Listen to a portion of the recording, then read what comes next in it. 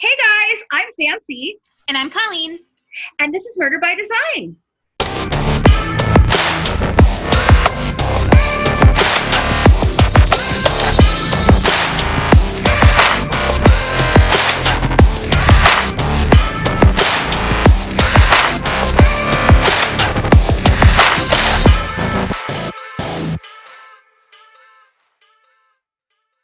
Hey guys, welcome back to our channel where today we're talking part 2 of the Lauria Bible and Ashley Freeman, the two girls who went missing in Welch, Oklahoma in 1999.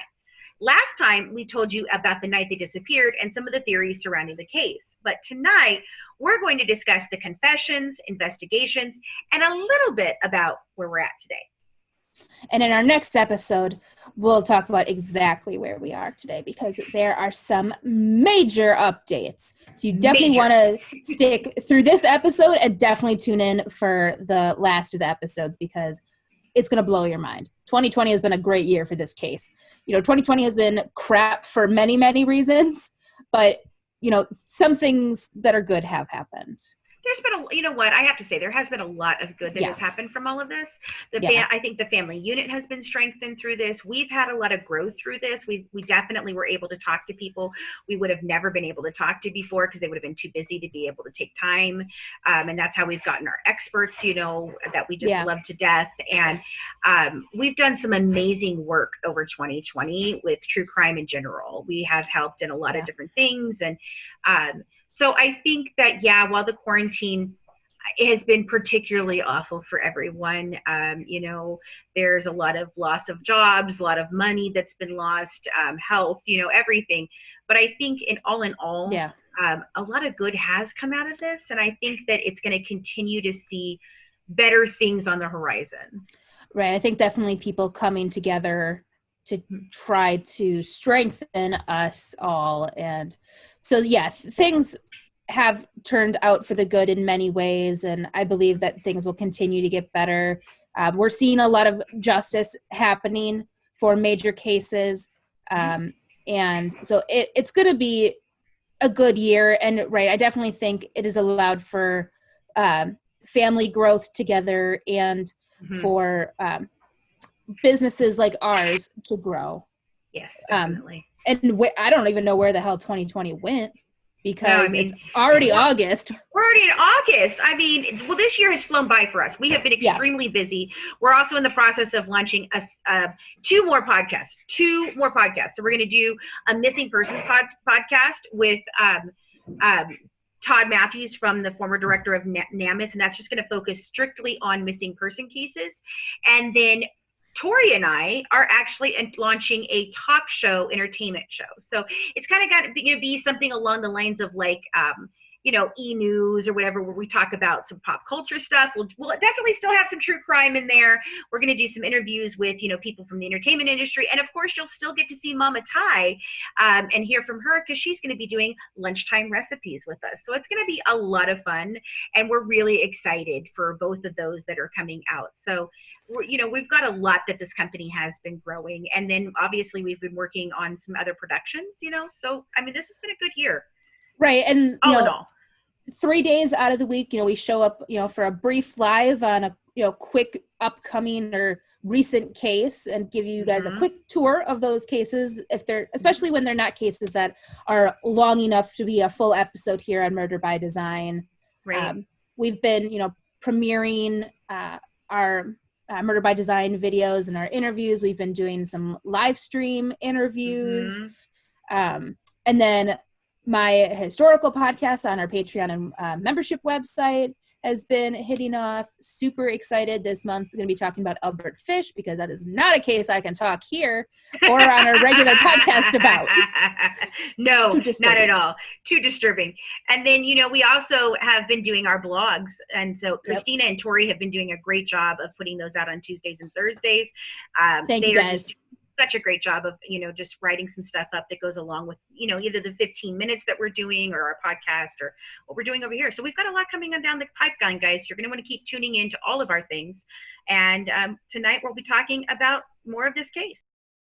After 18 years of questions, investigators finally have some answers for the families and friends of the Freemans and Lauria Bible. 66-year-old Ronnie Busick from Kansas is charged with 4 counts of murder, kidnapping, and arson in connection with the 1999 crime. Investigators believe 2 other men, Phil Welch and Dave Pennington, also took part in the murders. They've learned these young ladies' final days were certainly horrific. And today's announcement no doubt comes as little solace to their grief. In December of last year, this box of case notes dealing with Ashley and Laura's disappearance was found in a closet in the Craig County Sheriff's Office. Investigators tell me it contained new information that helped convince them they were on the right path. There were also names of other people that might have important information. The main investigators in this most recent phase of the Bible Freeman case have found witnesses that prove that 3 co-defendants talked a lot. There was physical evidence in the form of photos, and we can be certain several people out there could come forward right now and tell us where to find Ashley and Laurie. So last time we talked about, did the girls kill Danny and his wife, or did the police have something to do with this? Well, in a weird twist that no one really saw coming, some killers started confessing to this. So a death row inmate, Jeremy B. Jones, he confessed to killing Danny and Kathy Freeman as a favor to a friend over a drug debt. Jones has been charged with 2 murders and is suspected in a disappearance and murders in 6 states across the U.S. And he claimed he took Laura and Ashley to Galena, Kansas, shot them, and threw their bodies into an abandoned mine.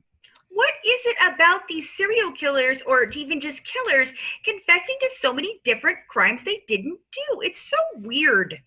I think it's like prowess. And I believe Jones is one who was like a railroad killer, hopped on a train, get off, kill people, get on, get off.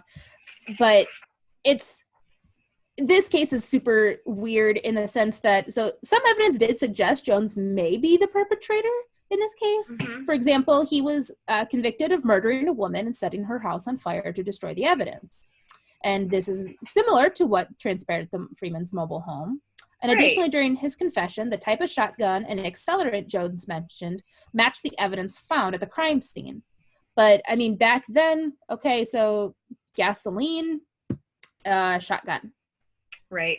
But on the other hand, I mean, we are talking about a small town, and gasoline and shotguns are a normal thing to be having out on these, mobile home, desolate areas. So, but on the other hand, other evidence indicates it is unlikely he is responsible for the crimes. Jones lived in Ottawa County, Oklahoma, and at the time of Ashley and Laura's disappearance, and he was released from jail at 10:30 p.m. on the evening in question.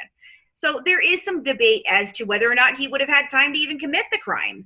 Also, nothing was found when authorities searched the mine where Jones claimed he hid Ashley and Laura's bodies. And later, Jones recanted his confession, of course, admitting he lied to receive better food and extra phone privileges while in prison.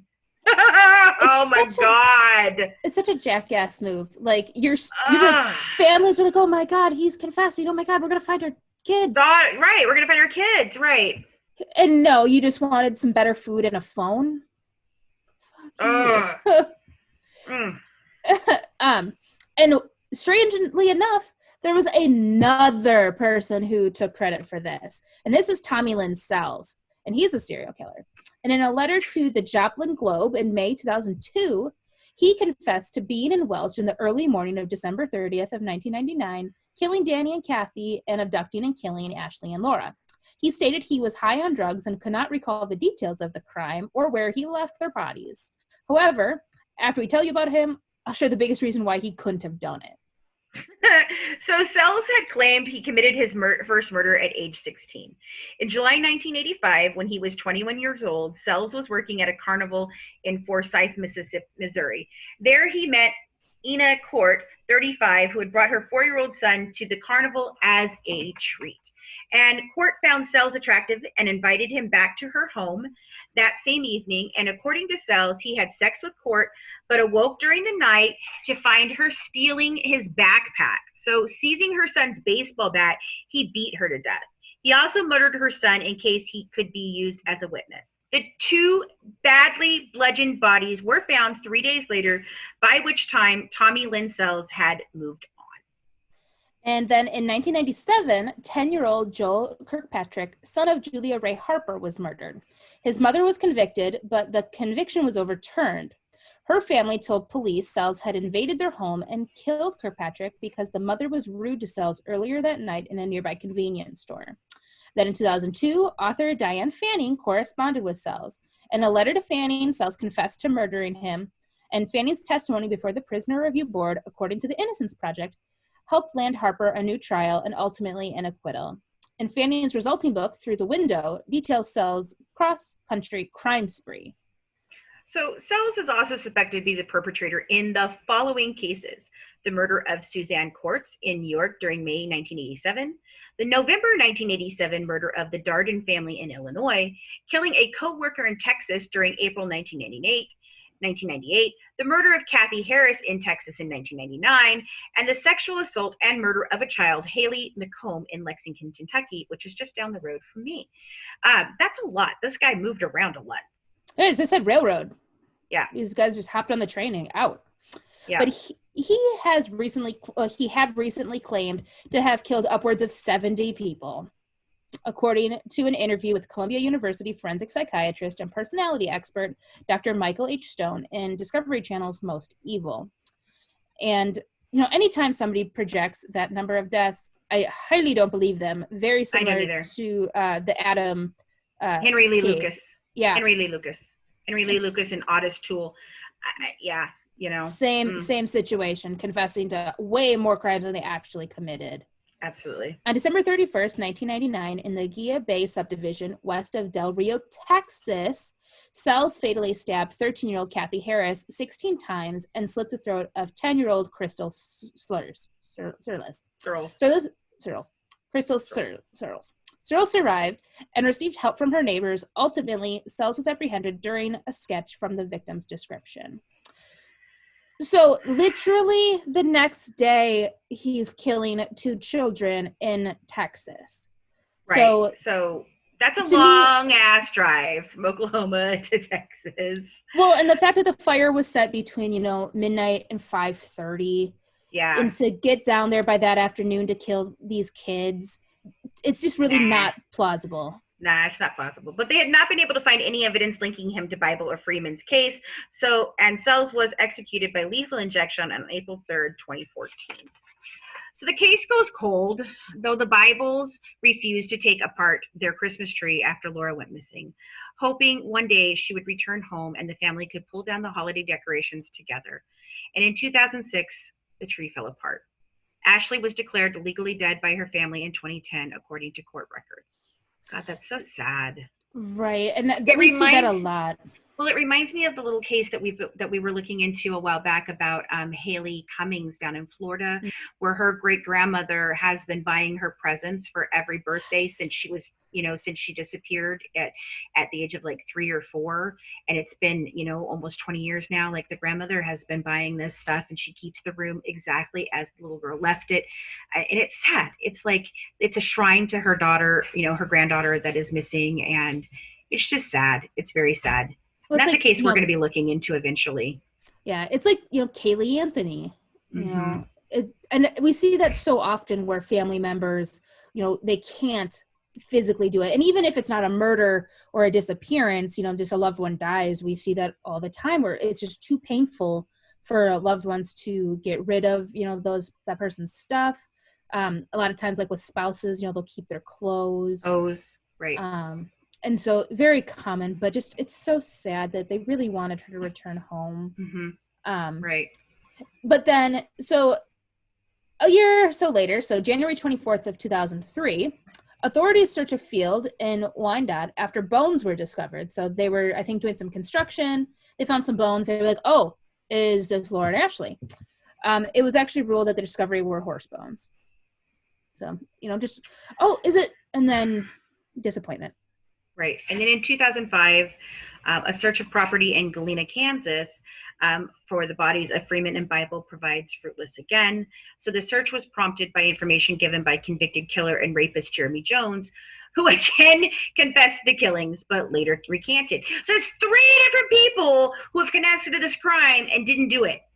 Yeah. Unbelievable. So there is a break in the case that happens in 2017. So nearly 2 decades after the fateful December night in Oklahoma, something comes up. So the Craig County Sheriff's Department discovers a box of previously unknown notes and documents related to the investigation. What do you mean that they just find a box of previously unknown notes and documents? This is why people get real pissed about the errors that the Sheriff's Department did. So the previous sheriff's administration had reportedly stashed the documents? What do you mean, stashed? So these documents were literally in like a black milk crate stashed in his office, in the sheriff's office. What are you talking about, Willis? Like, And so when the new sheriff is elected, then he, goes through the office and getting settled, and he finds this box of stuff. And he was, I think he was a teenager when this case started in 1999. And so he knew them and was really invested in trying to get justice for them. Oh, wow. Wow. And so it was super important for him to do that. So 2 of the investigators, Ferrari and Stansel, they learned that 2 private investigators, Joe Dugan and Tom Pryor, had been hired by the Freeman family and to investigate the case. And Dugan died in May of 2009, leaving files, notes, and other investigative materials regarding to the Freeman's murders and the missing girls' cases. And relatives reported after Dugan's death, the materials were taken to the Craig County Sheriff's Office, where it was refused, and that it was eventually destroyed by Dugan's relatives. I can't believe the sheriff's office refused the evidence. Like, are you kidding me? Unbelievable. Like, because that's, it's 2009. So it's already been, 10 years since, the case. It's at a standstill. There's no new information. And somebody, passes away, and then the relatives are like, hey, here's 2 boxes of, files and photos and investigations that they did. We'd like to give it to you so you could maybe find something. And they didn't want to be shown up by a private investigator. Oh, and he found something we didn't. So yeah. I wish maybe they had given it to like the actual family member. Why would they burn it? That just Laura's seems family. Like they hired them. They should have been the ones that got it. That's just weird. Weird. And so the investigators eventually tracked down Tom Pryor, who unfortunately no longer had his files on the case. He did, however, have one item, an insurance card found at the scene the day after the Freemans were killed. Among the cachet were the names of witnesses and statements providing fresh leads, so in the box of evidence in the sheriff's office. Right. And one of the most important pieces of evidence rediscovered was this insurance card. The insurance card belonged to a woman who lived with a man named Phil Welch. And remember his name. Mm-hmm. And Welch, who had borrowed her car around the time of the murders. Witnesses say Welch frequently drove the girlfriend's dark blue sedan, which was believed to have been seen near the Freeman residence early the morning of the slayings. And according to witnesses, the trio took Ashley and Laura to Welch's trailer, where they were bound and raped. So there's 2 other people that we're going to get into. But so Phil Welch was allegedly a Bible hymn-singing meth cook. So like he literally would like stand on corners and on the street singing Bible verses and preaching, but also a meth dealer. Wow. So you know where you're living. What an oxymoron that is, but yeah, definitely. And according to witnesses who have recently spoken to the police, a man also described by others as evil, but given to breaking into unhinged preaching rants. One of the other ones, Pennington, was the kingpin in the drug community, another witness had told investigators. Wow. Some really good people here. Right. So this is how we start getting into the drugs. Right. So Pryor, one of the private investigators, found the blue sedan linked to the insurance card in a Picher salvage yard and contacted authorities early in the investigation. The affidavit says Pryor was told that the vehicle had gone through too many hands to be processed for evidence. I'm sorry, no, because there's many cases where a car has been found in a junkyard and they've searched it and gotten evidence out of it. Evidence, yeah, okay, I can understand maybe not evidence to link to the person, but maybe evidence to link to where they are, that you can then link to the person. Well, right, and you can cut off, a piece of the carpet. Is there blood on this carpet? Is it Laura and Ashley's blood on this carpet? Oh, is Danny Freeman's blood on the floor of this car? Well, you can also determine, okay, so if the murders happened on this day and there is Laura and Ashley's blood on it, then when the fuck it happened. It's not just some random time period where you're like, I don't know if it happened in 1999 or 2009, because you would have some sort of way of tracking who had the vehicle at the time of these things where the girls would have been in the car and blood would have been found.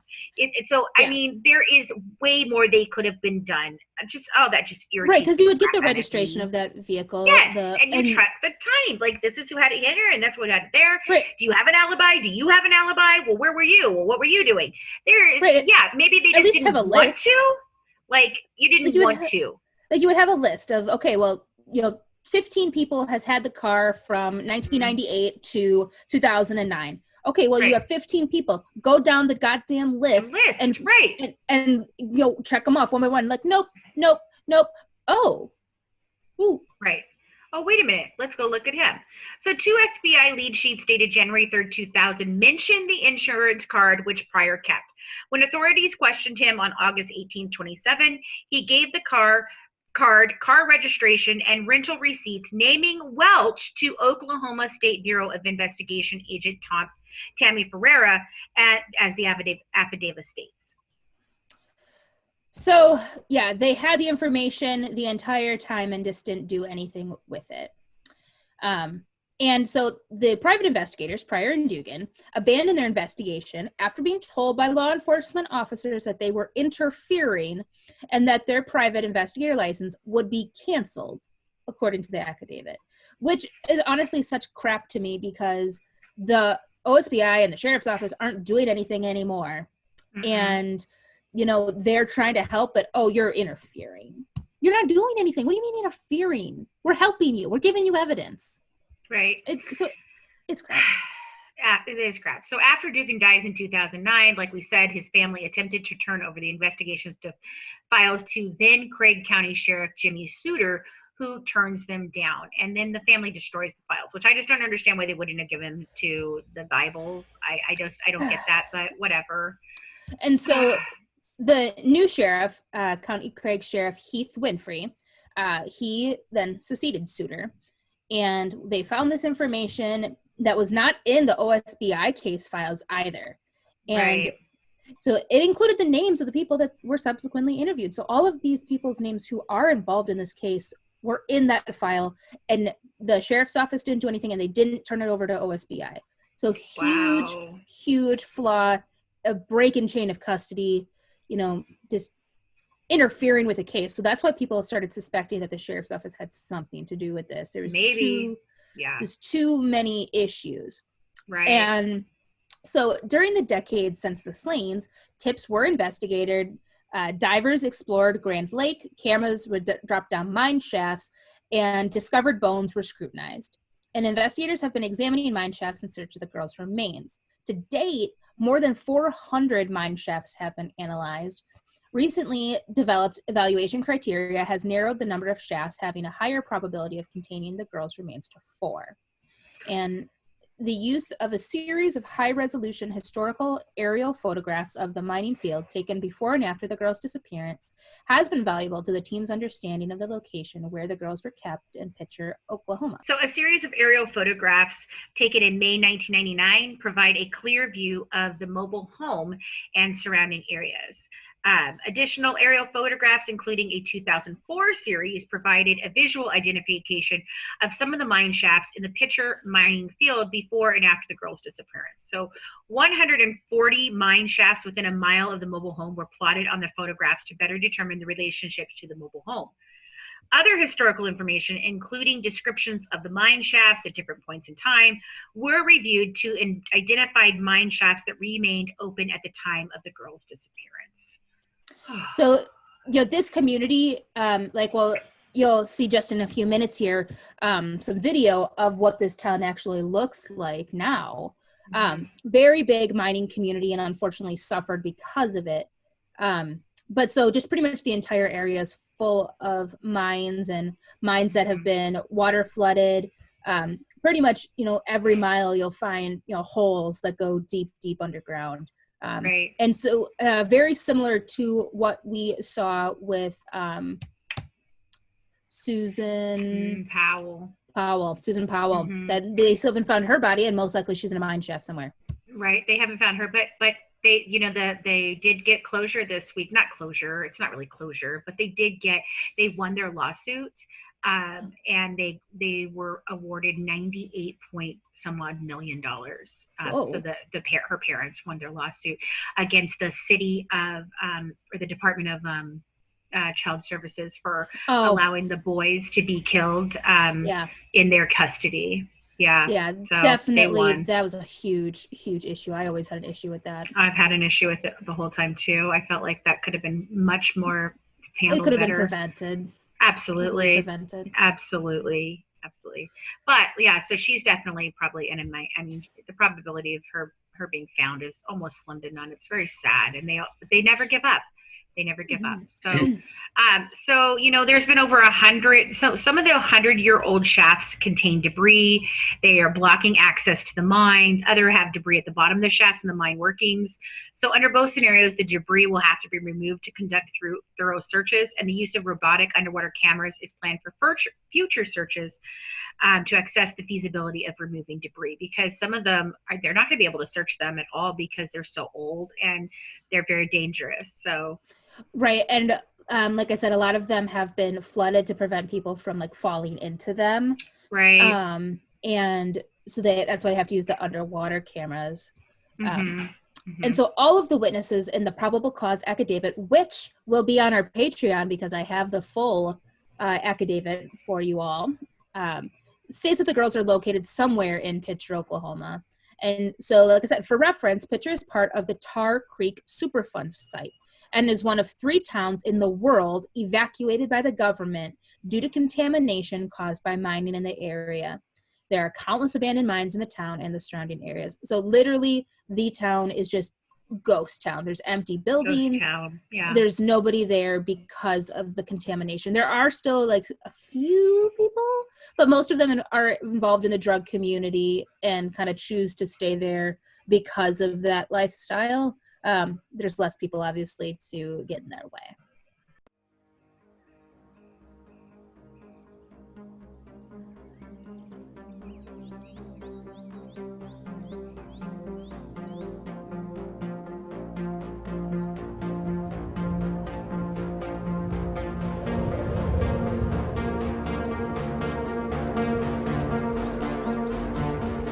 This is Picher, Oklahoma, located in the heart of the Tri-State Mining District, and once a national center of lead and zinc mining.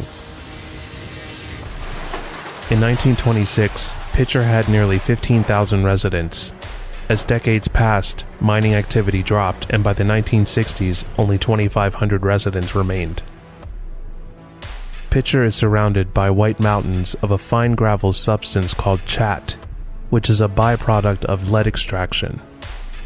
With the town residents unaware of the dangers of this highly toxic substance, it was readily used as filler material in driveways, sidewalks, and even children's sandboxes. In the 1990s, a guidance counselor noticed a high number of the town's students had learning disabilities. Knowing this was a symptom of lead poisoning, the counselor demanded lead testing on all of the students. 50% of the students tested had unsafe levels of lead in their blood. The Environmental Protection Agency stepped in and declared Picher a Superfund site, an area so toxic that residents were given mandatory evacuation notices. By 2008, only a few residents remained in the town of Picher. Little did they expect the town would suffer yet another blow. Oh my gosh. There's a tornado right there. Right there. You look at that, and then you get in that bathroom. See it? It is right there on the ground. You see it? Yeah. It is right there. It's on the ground. It's just a little bit to the south of us, about 400 yards. Oh my God.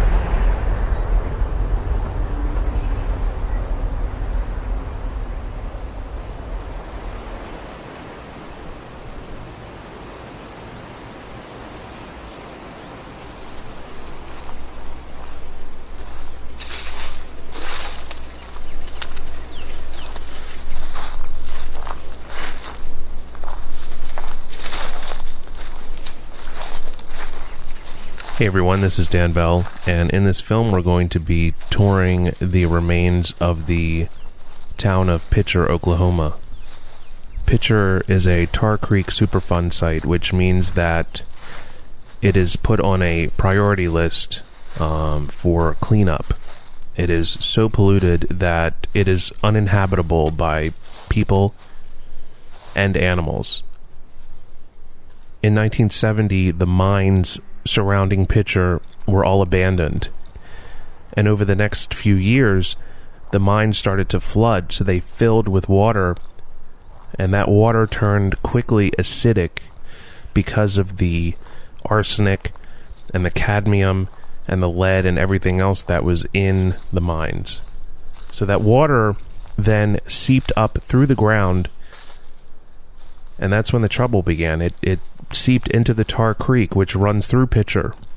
The water in Tar Creek took on a red color, and the banks of the creek began to turn orange. People would swim in the water in the swimming holes, and they would come out thinking they had sunburns. And what was actually happening was that they had chemical burns from all the acid in the water.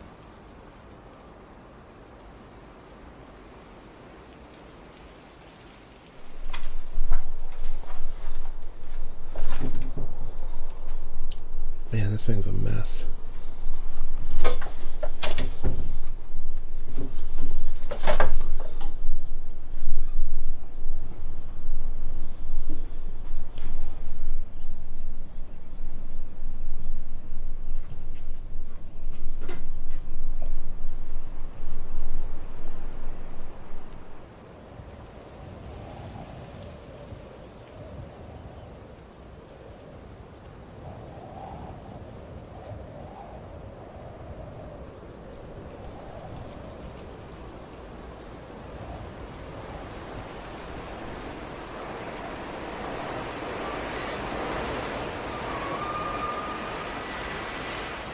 So after Tar Creek was deemed toxic, it took 10 additional years for them to figure out that the chat piles were also extremely dangerous to humans.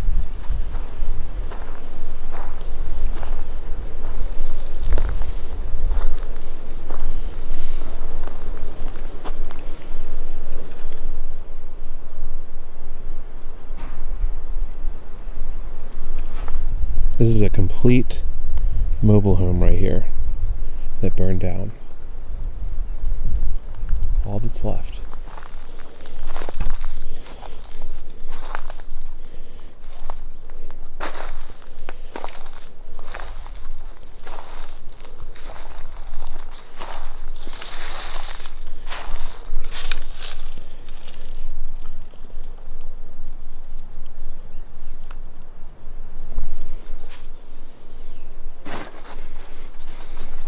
Chat is basically the waste that is left over from zinc and lead mining. It contains high amounts of toxins such as lead, zinc, and cadmium. Basically, the rocks that are taken out of the mine are crushed and grinded down to remove the ore. The leftover material is chat.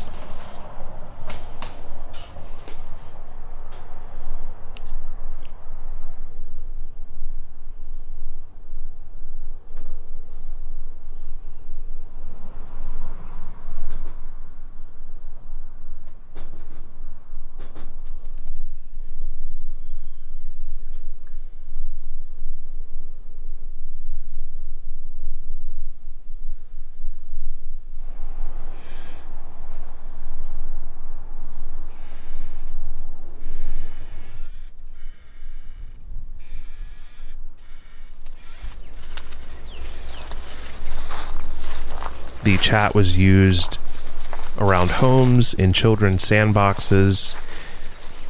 Kids would ride their bikes up the piles. They would sled ride down the piles. They would have picnics on the piles. The chat contains high amounts of lead. Now, how that gets absorbed is the larger rocks in the chat piles are not really that dangerous. It's the powdery part of the piles that is extremely dangerous because it gets in the air, kids breathe it in, kids get it in their mouth, it goes into their stomach, and they absorb the lead quickly.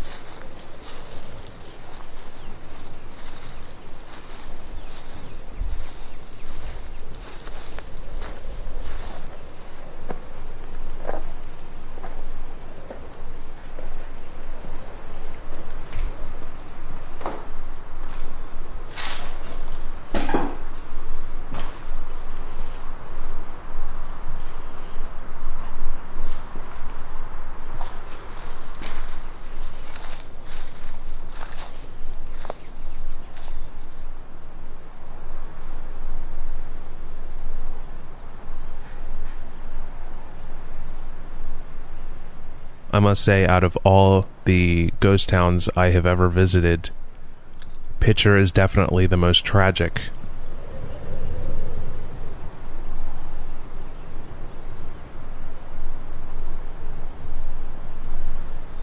I can't quite explain the feeling of walking around and seeing those giant piles of toxic chat sitting there, knowing that so many people were poisoned, so many people's children were poisoned, so many people were uprooted because of that material.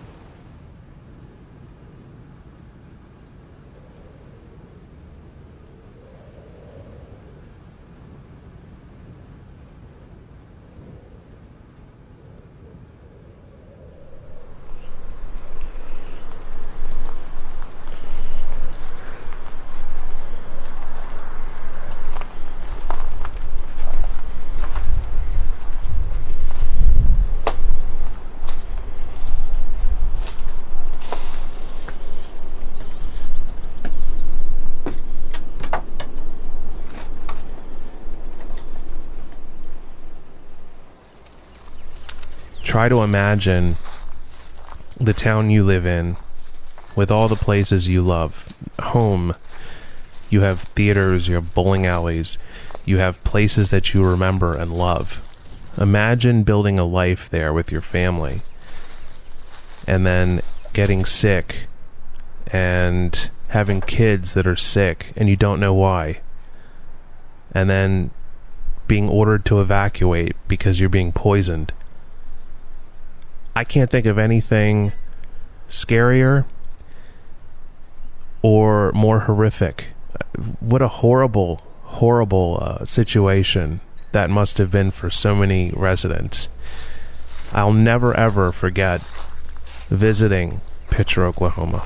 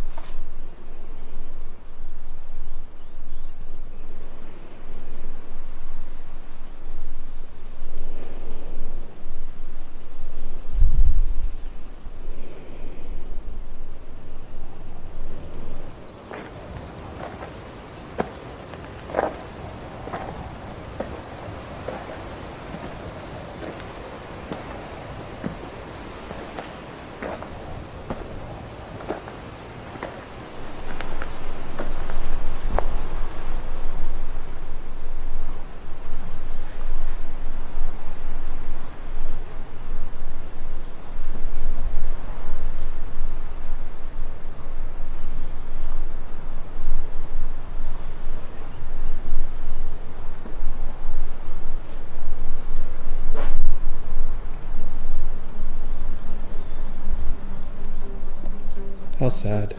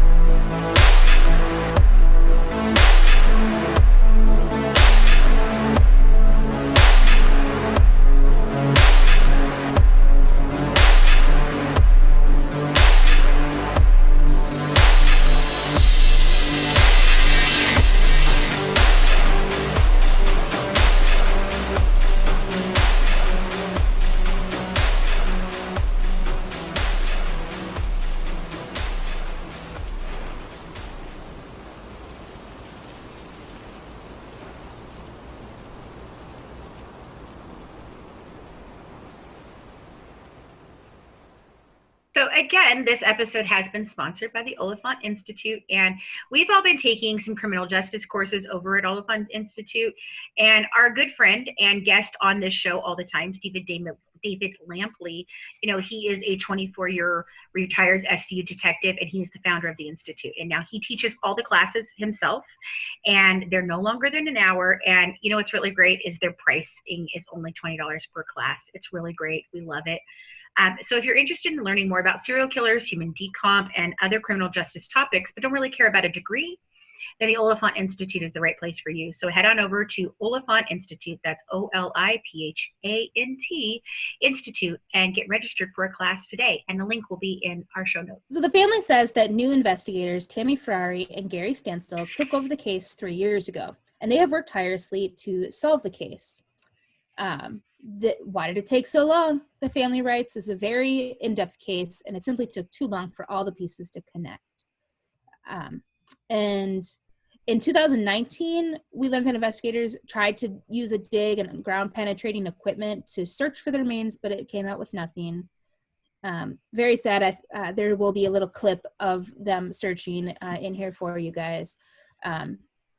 But what's exciting is in our next episode, we're going to talk about who these guys are, what happened to these girls, what did they do to them, with them, and what is happening right now in August 2020. Right, because it started in January of this year, and it has been an amazing ride for this little, case, because I really thought it was going to go unsolved for a long time. It has. It really has. It's been over 20 years now, right? Yeah. But thankfully, we'll get some justice for these girls maybe here in a little bit. So, anyway, guys, you're going to want to keep coming back, because next week, like she said, we're going to take you right up to today, right up to right this minute, and even just a little bit beyond, because we're still watching things unfold in this case. And so it's going to be an interesting thing, and we'll obviously update you with updates along the way. So it's very interesting, and we're really excited. Hey guys, so a couple nights ago, we launched a special campaign along with Cheryl McCollum from the Cold Case Research Institute called Love Wins. And what this is it is our answer to all the chaos that's kind of going on right now.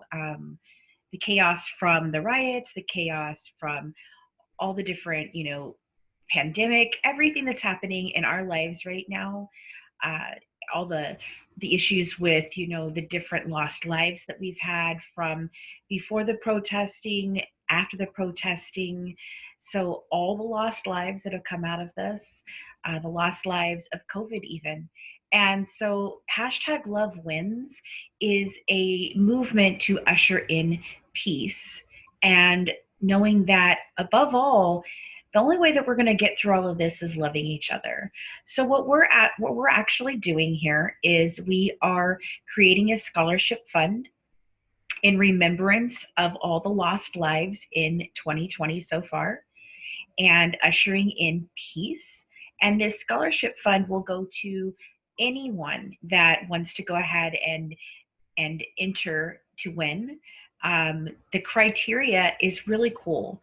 All you have to do is make a 30-second video of yourself and explaining to us how you lead with love. And we are looking for college age students that are, struggling. Maybe they can't get scholarships. Maybe there's a reason, that they aren't available for them, or it's just not enough for them. And so this is our way of helping out. We're hoping to raise about $5,000. If we raise more than that, then we'll look into giving more than one scholarship away. The way that we're doing this is we have some merchandise. It's #LoveWins merchandise. And there's also Lead with Love merchandise. They've got shirts, cups, mugs, stickers, anything you could possibly want. And we're going to have it on a couple different platforms. Currently, we're doing some on TeePublic, but I'm working on some on Cafe Press too, because they have a lot more variety of merchandise. And so we'll be donating a portion of the proceeds that we collect on this merchandise to the scholarship fund that we are creating. And then we also have a GoFundMe that will be listed in the show notes of our YouTube show and our podcast. And you guys can click on it and you can donate any amount you'd like. And all of the proceeds from that are going to go ahead and go to the scholarship fund. And we'll be showing you exactly how the money is distributed, how it's collected. We're going to be very transparent with this. We're working with some amazing professionals that from like Cheryl from the Cold Case Institute, Stephen David Lampley from the Oliphant Institute, the leading death investigator, Joseph Scott Morgan. So we're working with all of them to really show how much love wins over everything and bringing peace to a country that we really need it right now. So that's what we're doing. And we're going to go ahead and play our entries at the top of every podcast and every YouTube until we choose a winner. And our special guests that we have each week, the different people that come on and are here with us, Cheryl and Stephen and Joseph, they'll all be a part of choosing that lucky winner or winners, depending on how much we end up getting donated. So I hope that you guys join us in #LoveWins. And we hope that we get some really great entrants, because we really want to see how you lead with love. Well, thanks so much for tuning in and dishing true crime with the Good Wives and Murder by Design. Don't forget to join our Patreon member club to get exclusive mini episodes, inside documents and pictures from the case, live YouTube discussions, our exclusive discussion group on Facebook, and get some amazing Good Wives merch. And don't forget to follow us on Instagram and Twitter at truecrimewives. And for more inside information, check out our podcast, The Good Wives Guide to True Crime, on any of your favorite podcast players. Have a good one from The Good Wives, serving up true crime one dish at a time.